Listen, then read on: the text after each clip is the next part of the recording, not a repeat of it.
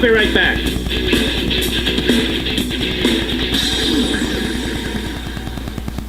He's here. He's here. Now, broadcasting from the underground command post, deep in the bowels of the hidden bunker, somewhere under the brick and steel of a nondescript building, we've once again made contact with our leader, Mark Levin. Hello, everybody. Mark Levin here. Our number, 877-381-3811, 877-381-3811. I'm in the Florida bunker today. Yes, I am. For up to me, I'd always be in the Florida bunker, but, you know, it's the way it goes. Hillary Clinton. Hillary Clinton behind the Russia collusion phony scandal, behind the Ukraine situation. I don't think we've ever had a candidate who's been defeated for the presidency who's conducted herself as she has. She has demonstrated that she is nuts and getting nuttier by the day. And now she's out there accusing various individuals within her own party of being assets of the Russian government. I mean, she figured it worked on Trump, or at least she thought it would, and caused all kinds of hell, so she's doing it again.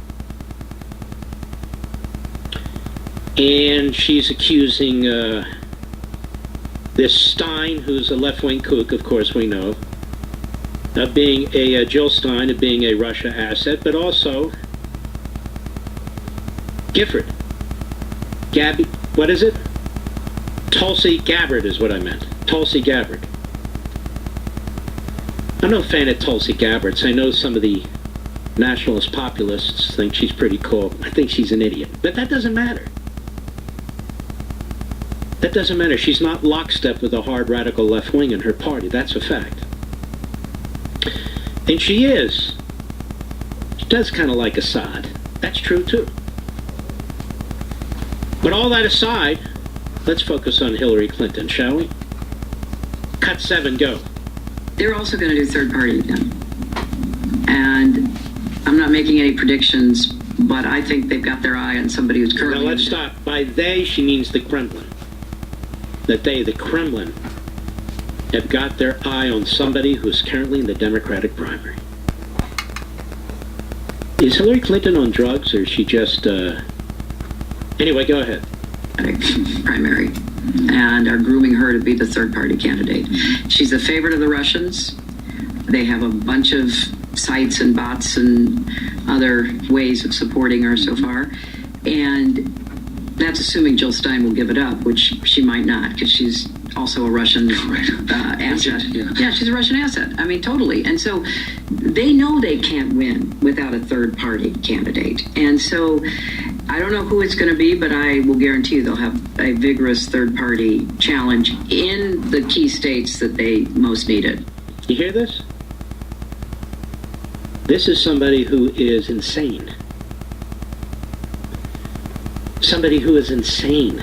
I mean, I got to hear this again. Can we hear this again? Cut 7, They're go. also going to do third-party again.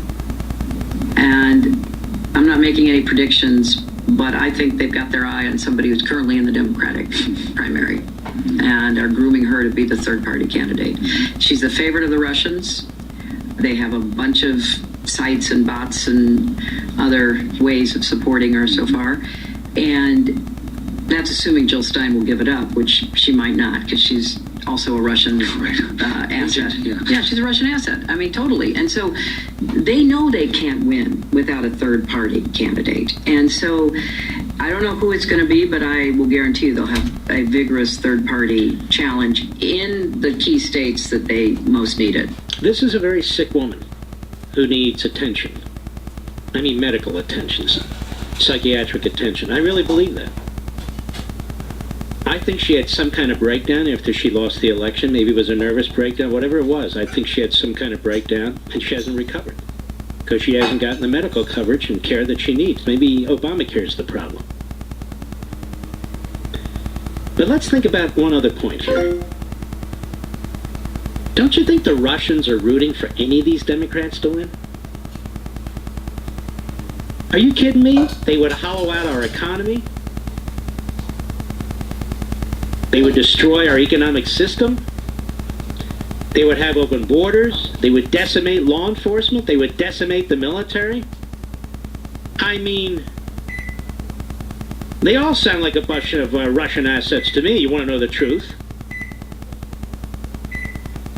So why would the Russians want Donald Trump to win? When he's built up our military, when he's actually given support to the Ukraine, which, of course, Hillary, Kerry, and Obama refused to do. Bizarre, isn't it? She is a very, very sick woman. Very sick woman. And I think she had some kind of a breakdown after the election. I don't know. It's just as defensible as her calling people Russian assets. She literally calls this Jill Stein a Russian asset. She literally calls this Tulsi Gabbard. Is that her name? Excuse me.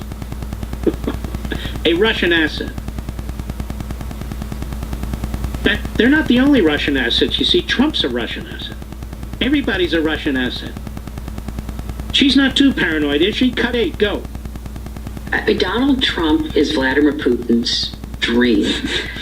He said... By the way, who's the guy snorting and chortling? Is that guy Fluff? But I think it's that guy Fluff, his podcast. Yes. The Fluffer. Go ahead. Biggest catastrophe, I think, in history was the collapse of the Soviet Union. As a former KGB guy, he is intent upon undermining democracies and trying to lay the groundwork for a resurgence of Russian greatness. So why didn't you do something about it as Secretary of State, rather than give him 20% of our nuclear material? And why did the Clinton Foundation take money from Russian oligarchs? Certainly can't have a special counsel investigating any of that, ladies and gentlemen. Go ahead. Deposits. And Donald Trump is delivering that to him on a daily basis. Delivering what to him, you idiot? Go ahead. Why exactly? I don't know what Putin has on him, whether it's both personal and financial. I assume it is. But more than that, there is... All right, let's slow down. So 2 Democrats who she opposes are Russian assets, and Putin has personal and financial information on Trump. Absolute nut job. Go ahead. Bizarre adulation Trump has for dictators and authoritarians. He dreams of being able to order people to do things and make them do it. He has no democratic instincts, really. What are you rambling on about? Do we know if she has a drinking issue, Mr. Producer? Will somebody find out, please? Maybe we'll ask Acosta. Maybe Acosta will hang out in front of her house and start yelling things in the middle of the night like a hyena and find out, does she have a drinking problem? I mean, is there something going on with Hillary Clinton? I believe she had a breakdown. Mark, you can't prove a negative. What? Maybe she's the Russian asset. But this is remarkable stuff. And of course, Tulsi Gabbard is swinging away, hitting back, and saying that people have been trying to destroy her character. And it is interesting that the media, not calling Gabbard a Russian asset, but that the media have been trashing her and have been using some of the same lines that Hillary Clinton is using. And Samantha Power out there, you know, Ms. Ambassador to the UN under Obama, Ms. Unmasking her. She's never been held to account. She's never been brought in front of a federal grand jury, in my opinion. She's out there basically underscoring what Hillary Clinton just said. Pretty incredible. We'll be right back. Mark Levin.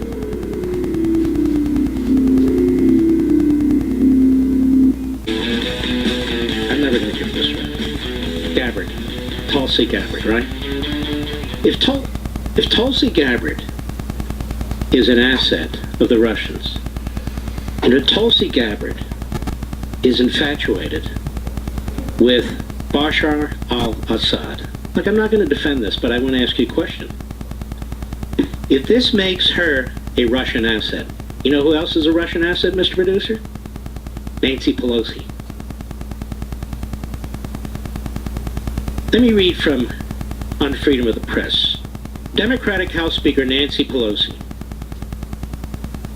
was herself openly defiant of President George W. Bush's efforts to isolate Syria's genocidal dictator Bashar al-Assad. She led other congressional members, the Gang of Eight, on an unauthorized diplomatic mission to Syria.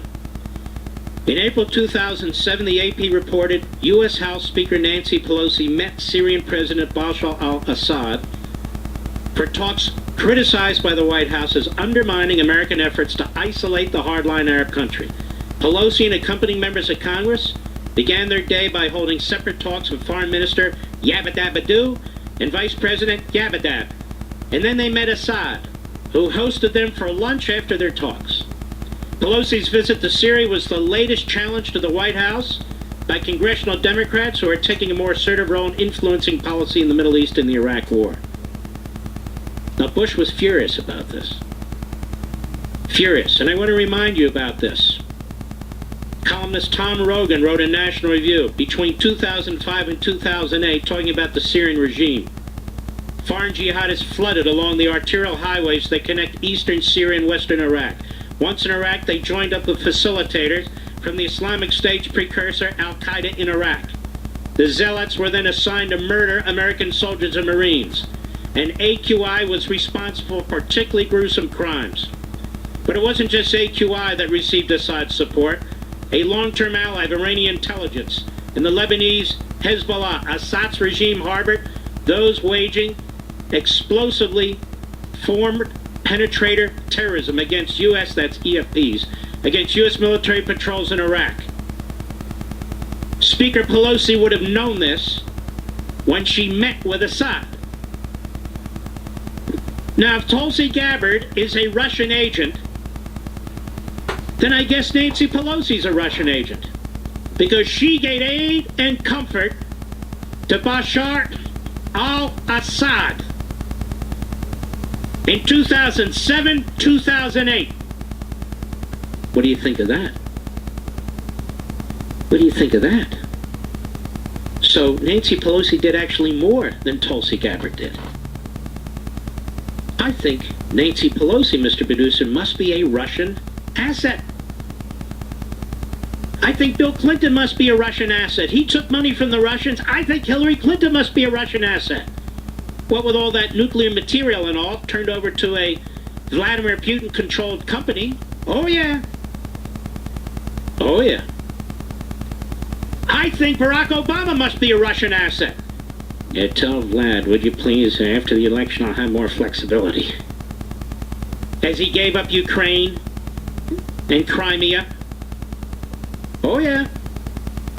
We're surrounded by Russian assets. They're called Democrats. Where's my music again? Oh, yes. My Russian music. Not really, just kidding. All right, that's enough. But there's Russian assets all throughout the Democrat. But how does Nancy Pelosi avoid being a Russian asset if Tulsi Gabbard's a Russian asset? Quite serious. She met with Bashar al-Assad, undermined the Bush administration that was trying to isolate him, despite the fact that this man is a massive genocidal killer. It's incredible. And so for the third time, we'll play cut 7 to show you what a lunatic the woman is. That would be Hillary. Go. They're also going to do third party again. Yeah. Mm-hmm. And yeah. I'm not making any predictions. No. But I think they've got their eye on somebody who's currently in the Democratic primary. And Are her initials TG?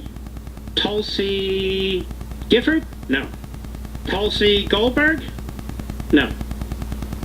Tulsi Gabbard? Yes. Go ahead. party candidate. She's the favorite of the Russians. They have a bunch of sites and bots and other ways of supporting her so far. Oh, yeah.